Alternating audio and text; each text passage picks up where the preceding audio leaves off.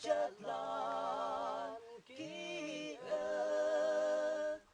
của nhà ca thốt mà em ngồi yang kê cả hoàng ang trên mẹ phu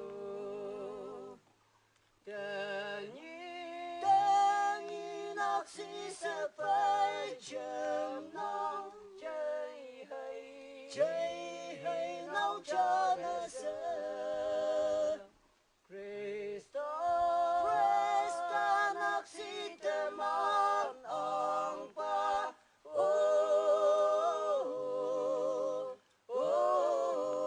iyong thơ ca ta sang tuổi đầy mà ang lan nè vội yang phòng mà hoa hơi hoa ngồi yang kia yên yên sương bờ đến như nạc sĩ sẽ phải chìm nắng chơi hay nấu cho nó sẽ Krista nạc sĩ tên man ang ba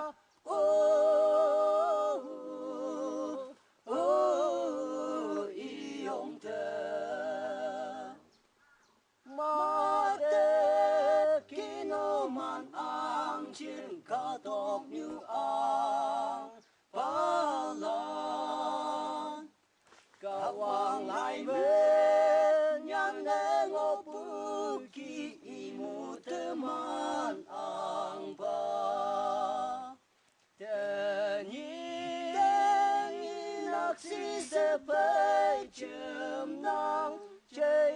hay nấu cho nó sẽ Krista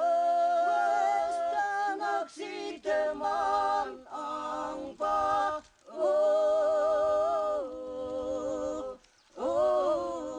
iyong thơ nộp mà hãy xem giờ hạ với trình lên chát mình mới hòa phải nong làm chiến để sang với imu tư man ang ba tên như nạc sĩ sẽ phải chìm nắng chơi hay nấu cho nó sẽ Krista